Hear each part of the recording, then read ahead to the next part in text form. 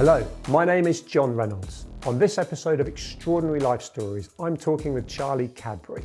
Charlie is a serial entrepreneur working in tech for over 20 years. He's pioneered working with voice and is now CEO of Say It Now, which is a specialist technology company that helps brands take advantage of opportunities created by consumers shifting to conversational channels. He's spent the majority of his career exploring the opportunities presented by emerging tech. With this in mind, I'm interested to discuss the disruption AI is causing and how he's embracing this with his business interests.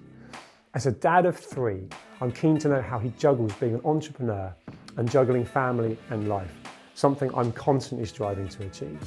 I'm really looking forward to talking with Charlie. Charlie, welcome. Great to be here. Tell me, who is Charlie Cadbury? So I'm actually a 9-year-old boy trapped in an aging body. I'm kind of curious, but It's a good way to be. Well, I think, kind of day to day, a lot of people know me. I'm the co-founder CEO of a company called Say It Now, which is an ads tech business. We work with brands to give them a voice. What we do is we allow people to engage with audio and TV advertising using Alexa. So imagine you're at home listening to the radio or watching the TV. The ads come on. One of the ads says, "Tonight is pizza night, and I'd love to give you 50% off your pizza tonight. To claim your coupon, just say, Alexa, open Pizza Hut." Alexa would say, "Would you like me to send a coupon to your phone to claim that discount?" You say, "Yup." That coupon arrives on your phone and you continue watching the TV or listening to the radio. But at the same time, Pizza Hut then log into our data studio. They can see exactly when those ads have been served, when people are engaging with them. So they can then kind of turn up the ads that are working, kind of on TV or radio at certain times of day, or turn down the ads that aren't working, and that makes the media spend go faster. So this is quite exciting. Really exciting. Yeah. I want to go back to the beginning and then come back to that. Sure. What got you into this? What did you want to be when you were growing up? So when I was 8 years old, my mother drove into the driveway in the coolest car that I'd ever seen in my life. It was a burgundy Austin Maestro. Right. And in the middle of this Austin Maestro, there was a little thing in the dashboard which said voice synthesis system. And you could press a button and it would say average fuel consumption. And this was exciting to me because I was a big fan of a show called Knight Rider with Hoff. The Hoff. And he was talking to his car. Exactly. And so, looking back, I now see, Kit, which was the talking car, was an autonomous vehicle with a smart speaker built in that he could talk to. And I now know that it was cloud-based because I saw a picture of Michael Knight talking to his smartwatch. So, Kit was actually in the cloud, not in the car. And so, this was exciting. It got me into kind of a world where I was interested in technology. Both my parents were, they had their own businesses. They were accountants, and I could see my mother was always into using new technologies. When I was 10 years old, I was doing data entry on SuperCalc 4, taking people's kind of day books and doing that kind of manual data entry. And so I was always looking at kind of the new technologies which are coming through, and that was the genius of this all, I think. So how did you get into that, from the inspiration of Knight Rider to then ultimately becoming an entrepreneur? Because you weren't taught any of this at school. That's not in the curriculum. So what's the journey and how did you pioneer to ultimately get to where you are now? So I was never really an academic. It was was something that I was told to do, and I went there. And then I was at the end of my kind of A levels, I was told to look, what are you most interested in, Charlie? And that's the subject you should go into university. So I was most interested in biology. I was like, how does this all work, right? And so I then started biology, and it wasn't very exciting at university. It was I couldn't see any kind of real world applications for this. You couldn't connect career to what you were learning. No, exactly. And I ended up not finishing that degree. Fair enough. And but staying around in Oxford, I got a job selling IT equipment, so selling network infrastructure. And so that was quite good. And I worked out that I was able to sell. I was kind of building up some cash, and I thought, this is great. I'm going to buy a house. I'm going to live in Oxford. But then I thought maybe there's something else. So I bought a bicycle instead. I took this bike and I cycled up to Harwich, and then over to Europe, and then I cycled down to Morocco and spent 4 months kind of. Sounds like Forrest Gump. You got on the bike and just didn't stop. Kind of, that was and it was fun. I was on my own. Kind of 3 main reasons to get kind of physically fit. I'd been eating a lot of baguettes and drinking a lot of beer and putting on a bit of weight, and so I wanted to also kind of get to know the neighbours. I said I was taking 4 months off. All my friends were like, why don't you go to Southeast Asia and South America? I was like, how about I go to Spain and France, and get my French and Spanish up. That kind of worked, and spent a bit of time working out, who I wanted to be, where I wanted to go. What age are you at this point? I was 24 at that point. Yeah, And so then I came back, moved to London, and there was an old school friend, and he was like, Charlie, you've always said we can start a business together. Like, what should we do? And so I was like, okay, well, let's make money in interesting and exciting ways, which is really, really naive and stupid. But we called this business at Stockbury. We had an awful lot of fun. We bought a speed dating franchise called X Factor Dates that we ran for 3 years in the W postcode in London. So kind of running we started off running 1 event a month, grew that to 8 events a month, kind of 50 people each time. That was fun. Got us to learn about how to drive people to online, and ended up setting up had a few different business ideas that started and failed. Had a media business putting advertising on water cooler bottles, but ended up starting a web business, right? A web design and build business, and grew that organically from kind of 2 founders up to a 45-person team. And so building first websites, then Facebook applications, then mobile phone app. So kind of 2008, the iPhone launched, and about a year later, the App Store launched. And it was like, okay, brilliant, we can build apps now. There was a huge kind of gold rush. And so I oversaw the kind of build of about 350 digital products from contract to code. So got a really good understanding about, and I suppose to sell that many kind of projects and work with that many clients and teams, I probably saw about 1,000, 1,500 ideas. People like, oh, what can we do with this new technology? What can we do with mobile? What can we do with social? I think it was a really good kind of breeding ground for my curious mind about, okay, what is the application of these new technologies? Interesting. You mentioned new technologies. Yeah. AI. Yeah. So bring it back to where you were when you first introduced yourself. How is that affecting what you're doing now? And do you see it as a positive or negative or both? So I've been working with Alexa now, kind of, or specifically only in voice since 2014. Sure. And so I read a book by a guy called Daniel Priestley called The Key Person of Influence. I've read that book. It's a great book, right? And so because the agency business, building mobile apps for other people, it was always an agency, so you only kind of live and die by your last quarter. So there was never any IP being built. There was never a big exit. And so I thought, well, if I was going to do something next, how do I build a layer of technology and capture the value of people's move to voice? And then we'll build this IP and exit. And that's the kind of the journey that we're on at the moment. So 2014 started to look at Alexa and what we could do with this new paradigm. People could be able to talk back to the air around them. Amazon and Google talk about this as kind of ambient computing. No longer you have to access the internet through your screen. You're free to kind of talk to the air around you, and that was really exciting. And people are like, how is this going to play into your life in the future? What do I need a smart speaker? Do I need an assistant? And it's less about the smart speaker, it's more about the assistant. And if you think of these intelligent assistants that can take the mundane tasks away from you, then you can do more with your life. So, I know that Alexa is getting better and better. Amazon announced last week that they're incorporating large language models like ChatGPT style thinking and technology. So they're linking into Alexa, so that you're going to have more expansive, more beautiful, more natural conversations. And you're going to build your trust with these assistants and be able to delegate tasks. So can you tailor it? Do you think that's what's coming? Tailoring to almost the individual? To the individual, or kind of to the brand, if you want to have a branded message. That's what our technology is built to have, these kind of expansive conversations from a brand. So if you want to talk to BT, they need to exist in this environment. That's what we built. But the real test for me is when I can say, Alexa, can you book a restaurant for my wife and I for Friday night, and can you also book a babysitter, knowing that they'll be able to complete those tasks, and that then gives me back 10 minutes of my day, and more of this. So that my view for the future, on my 70th birthday, I've got 3 kids. They'll be there with their other halves. I'll be maybe have some grandkids at that point, right? And I can I'm on a good path right now. My 70th birthday right now would be great. We'd have a great party. I'd tell some good stories, but with an assistant, right, knowing that over the next kind of 30 years, they're going to be doing more and more for my life, I'm going to tell greater stories about a greater life lived, right? So the things that will be possible will, at the moment, I'm missing out on serendipitous opportunities to go and have weekends or holidays with friends because I forgot to, phone them up and kind of synchronize diaries. In the future, our assistants might have a chat and go, hey, Charlie, this weekend's free, and actually Will's free this weekend, and you both wanted to go to Sardinia together, and there's a special on.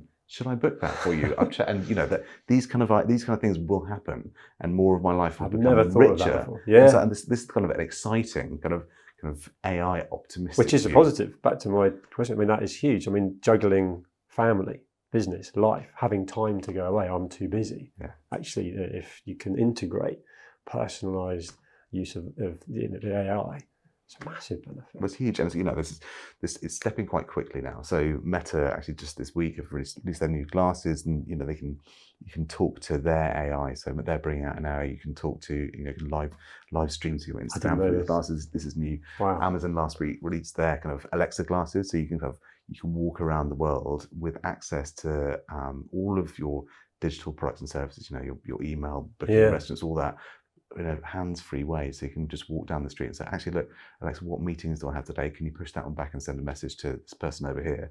All of this is giving more utility in a frictionless way to you as an individual, because we can talk at about 150 words a minute, some a bit faster, and you can only type into your phone about 50 words a minute. So it's easier to get stuff done. And all this is giving time back to your life, and that's our most precious commodity.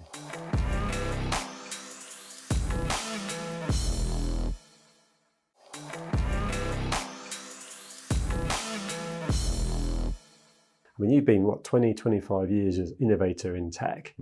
This must be the most exciting time you've seen, and you've got to stay right on the wave, right? If you're raising capital or you're creating an opportunity in business at the moment based on the now, you've got to have some foresight and some vision of where things might be going, or you're going to be left behind in a year, let alone 2 years, 3 years. You haven't done anything like that. But luckily, I'm the best that I've ever been, right? So I kind of joke a bit, but the last business we ran kind of an agile and lean methodology, and that's all about kind of build, test, learn, and it's actually the way that every business and individual runs their life. I go out today. We're having a great chat. I'm learning from you. I'm going to have another 10 great conversations today, which means tomorrow I'm better than I am today, and in 6 months' time, I'm way better than I am today. Right? If I look back at myself 6 months ago, I was a child in comparison to the man I am today. And so during all this time, seeking growth all the time. It's compound interest, right? So so it's all compounding. The more conversations you have, it's all kind of stacks on top of each other. There's a great quote by a guy called Gregory Surzek, who's kind of popularized by Tim Ferriss, and he says, "Easy choices, hard life; hard choices, easy life," and it all plays into this kind of this idea of compound interest. If you go and have 2 meetings a day and spend your day watching TV, that's an easy life, right? But it's an easy choice. You're going to have a hard life. If you make hard choices, you get out there, you try and do the things which are hard, which is a lot of things right now.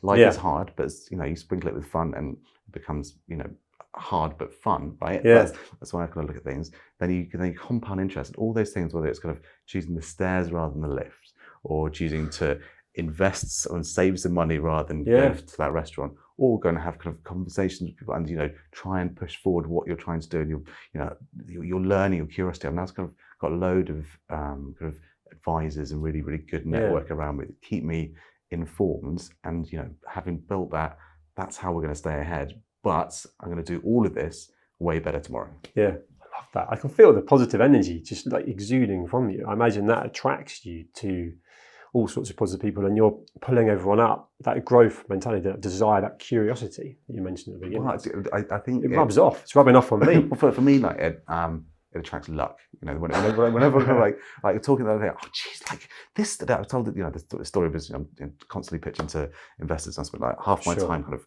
raising money, half my time on sales, half my time on kind of business strategy, and half my time managing. That's already 2 people. Well, I feel like I run out of time. It's hard, but it's quite a lot of fun. Yeah. I mean, you mentioned hard. There's a lot of people suffering with getting the balance right, being positive, staying positive. We're actually filming in the Jack studio. Just ask a question. What's your thoughts on Jack? Jack's like an amazing resource, and I think it's amazing that the model is to keep it out free. You can ask any question. Like we were talking just before. How could you ask any question, possibly using through an assistant, and get to that wealth of insight and understanding that the idea that you've got lots and lots of different experts that can talk to different situations you might find yourself in, because sometimes we need to call a friend, and sometimes you don't have that friend, and it feels like that's the problem that it's well solving. No, that's well articulated. And relevant to you, what do you do to keep physically and mentally fit? Because I can feel the positive vibe. You look like you keep fit. What actually works is there's so many options, from ice baths to yoga to breathing exercises. Love to know. So between my agency business and where I am today, I had a kind of a life-changing kind of transitionary period. There was kind of a 6-month period where I just had twin boys. My mum died, and then I had my daughter, and then I walked away from this business I've been working with for 7 years because I didn't believe we were building any value. So in order to kind of reset myself, I set up a consultancy. I changed the pace of my life. I was called a fast-moving problem solver. I was like, right, let's just take a step back. And I started. How long ago was this? Sorry, it was 2015. Okay. And so I started. I joined ClassPass. I started doing kind of classes, yoga HIIT with classes all over London. I've got a Headspace subscription. I started doing 10 minutes kind of mindfulness every day, and that was really, really good kind of reset and to work out what I needed both in my body and my mind. And during that process, there was something that Andy said, on Headspace, and he said, look, what you could do every day is you need to find the time to take a few mindful breaths, find something to focus on and take a few mindful breaths. And what that will give you is direct access to that mindful state where you stop being high adrenaline, high cortisol. You re-engage your rest and digest state. And then you can make conscious decisions rather than just running around like a maniac on autopilot. And that can, those conscious moments can be great. And so I then went online. I was like, cool, I need to find something to focus on, which is going to help me have these mindful moments. And it didn't exist. Right? So I had this idea about creating what ended up becoming the Moment Pebble, which is a physical device that you keep in your pocket. You take out a few times a day. You tap 3 times, and it glows, and as it gets brighter, as it gets brighter, you breathe in, and it gets darker, you breathe out. And so for 30 seconds, you have 4 mindful breaths, and you put it in your pocket. You carry on with your day. You have and that those during that kind of exploration, I kind of went through a big accelerator course and put myself and actually took my wife, because we were going on this journey together, through a mindful-based stress reduction course. And so that gives me some of the kind of the mental tooling. I was actually talking about it with my wife last night. That was when we started thinking about this concept of metacognition. So how can I think about how I'm thinking so that I think better, right? It ladders, but it's kind of handy. So that's good. And then like a daily kind of hygiene during COVID. One of the things that stuck, I was finding that all of my arguments in my life, anywhere, business, home, anywhere, it misaligned expectations. And so what was happening during COVID, I was working from home, the kids were being homeschooled, and I was getting hardly anything done. And the kids would say, Daddy, you're always working. And so it's this hugely kind of misaligned kind of lived experience.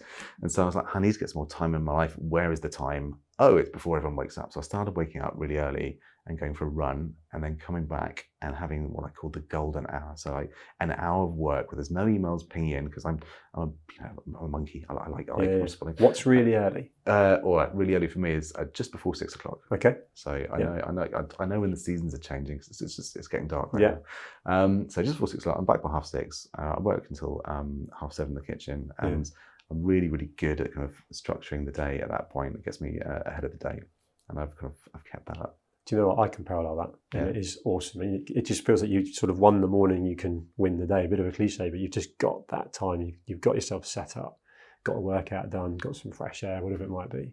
And you're better for it for the rest of the day. Totally. And I wear a Whoop, and they've just done a ChatGPT tie, and I was playing around with it. I was like, well, what can I do to make my days better? It says the days where you exercise within 3 hours of waking up are your best days. Just those little insights that are great. And then we've got a new advisor that came into the business last year, and he's a brilliant comms expert and tells me, this brilliant, very simple advice. I'm like, Charlie, what are the 3 most important things you're doing today? What are the 3 most important things on that? It's such a simple but brilliant framing of thoughts. And so usually on my run, I don't take my headphones. I don't. It's just me and my thoughts. And on the way to the river and back, I think about the 3 things I need to do within my golden hour.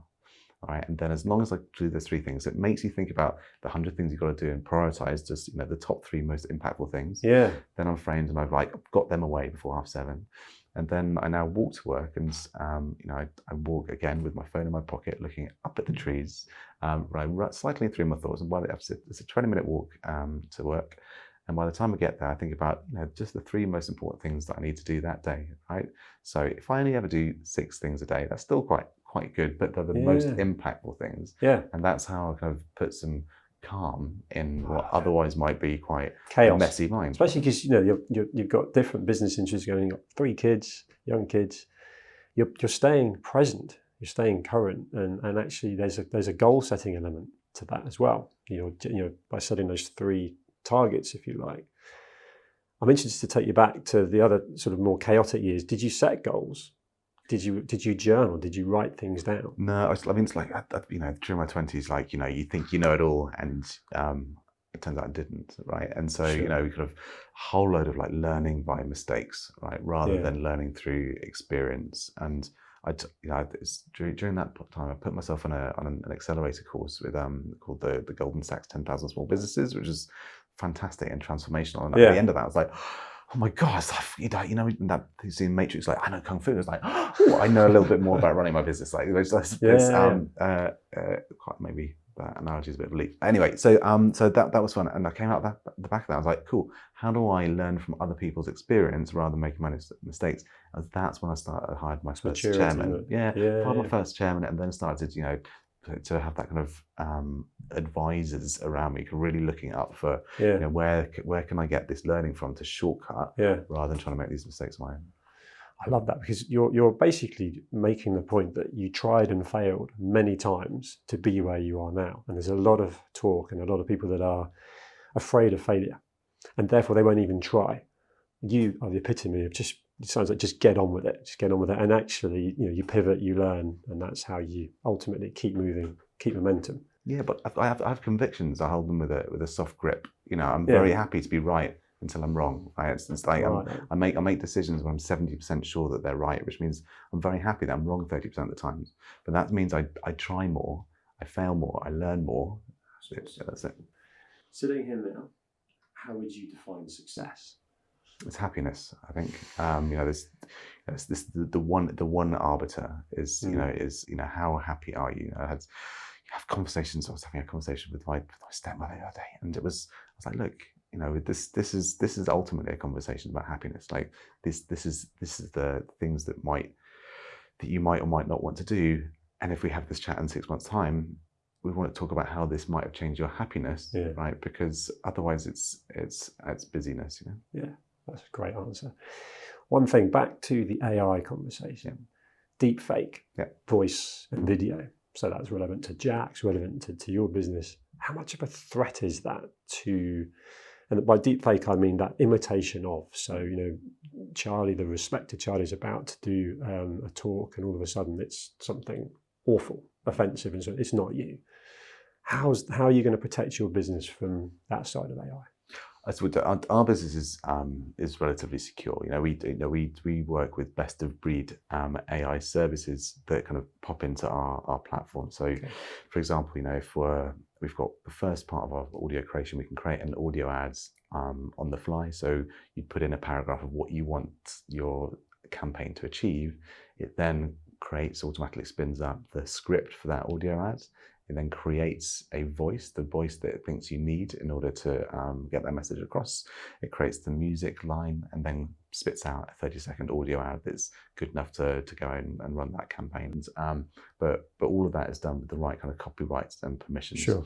So there's technology that can imitate your voice and your kind of likeness and create an avatar of you. And the important thing is to make sure that it has your consent to do that. And then it's a great opportunity for you to then profit for other people using your likeness. And that's really, really great.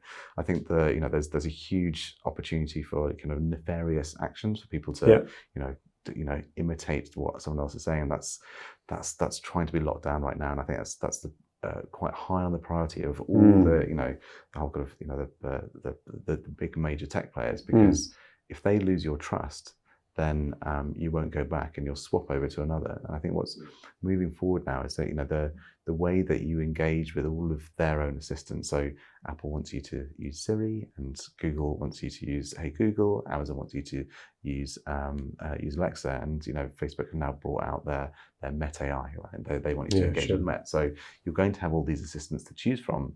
And the minute you choose one and that starts to deliver utility, like, you know, you've chosen a phone, you've chosen an iPhone, so you're relatively locked in. So Apple are going to have more and more of a sway on your life. And if you start to use Siri, then that's going to have more and more of a sway on your life, and they can profit off that. But in order for you to be happy to use these platforms, you have to deeply trust that they're, you know, working in your best interests. And ultimately that they're delivering you loads and loads of utility. You know, people, you know, I've been working voice for 8 years now, and people are like, oh, is Alexa always listening? Is Alexa always listening? I'm Big like, brother. Yeah, I'm like, you're carrying a phone. Like, that is like got potential to listen to you and follow you around, but you forget, and you're very, very, like, there's nothing your phone can do wrong, right? If I take it away, like, you'll be unhappy. And it's because it delivers you love-hate relationship. It's got such vast utility, right? You know, and you know, your life is so much easier with it. I know, I agree with that. I've learned loads talking to you. Do you like a positive vibe coming across, and your knowledge of everything voice, AI? Thank you so much for sharing that, Charlie. It's really easy. It's a sunny Friday morning. Yeah, very true. Thank you, Charlie. Thanks very much.